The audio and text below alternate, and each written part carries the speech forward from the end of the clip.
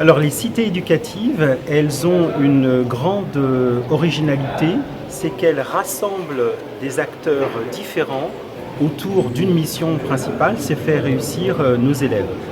Du scolaire, du périscolaire, l'État bien sûr, avec l'éducation nationale et le ministère de la Ville, mais aussi les collectivités, vous avez vu les municipalités, le conseil général, bref, il s'agit de rassembler des acteurs qui parfois travaillent un petit peu en silo pour les faire travailler ensemble dans le scolaire, dans le périscolaire et dans l'extrascolaire, et puis pour assurer aussi la meilleure continuité éducative entre le primaire, le secondaire, la classe de 6e est particulièrement importante, la classe de seconde aussi, l'entrée à l'école, l'entrée en maternelle, tout cela peut être facilité par les cités éducatives et celles qui existent déjà.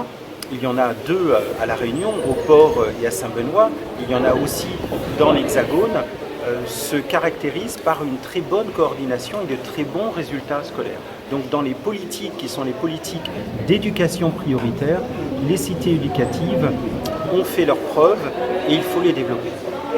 Monsieur le ministre, on parle de ces cités éducatives, vous avez parlé de la réussite des élèves.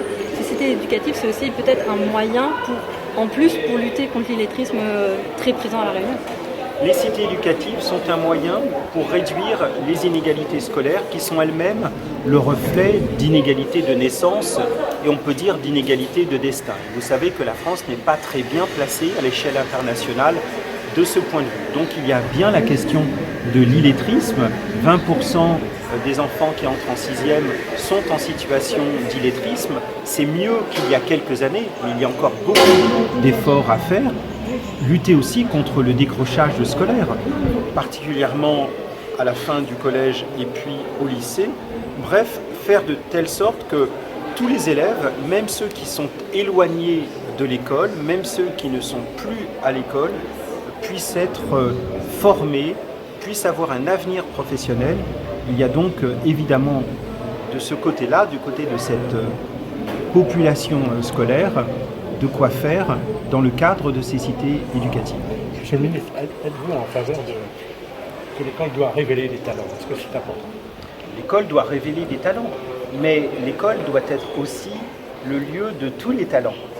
Les talents, ce sont ceux qui sont visibles dans le cadre des filières classiques, qui peuvent mener à l'université, qui peuvent mener dans les études particulièrement sélectives. Et de ce point de vue-là, La Réunion a toujours su produire ce qu'on pourrait qualifier d'une élite intellectuelle, scientifique de très haut niveau.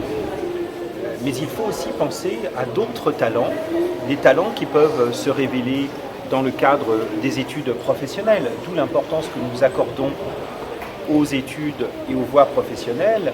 La réforme du lycée professionnel va intervenir à partir de l'année prochaine.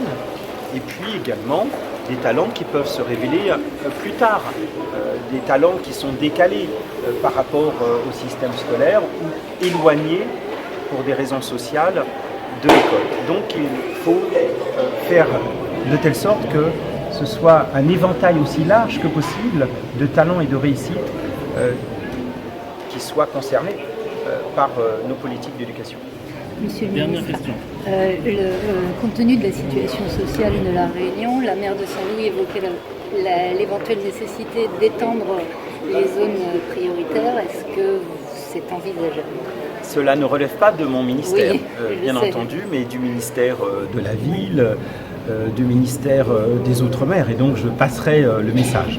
Pour ce qui concerne le ministère de l'Éducation nationale, nous avons en charge les politiques d'éducation prioritaire, les territoires en REP, en REP+. La Réunion, la moitié à peu près des élèves de La Réunion sont en zone d'éducation prioritaire. Nous avons les cités éducatives, 5 maintenant à La Réunion, et cela peut se faire et doit se faire bien entendu en coordination avec la politique de la ville, mais on sort un peu des fonctions qui sont les miennes.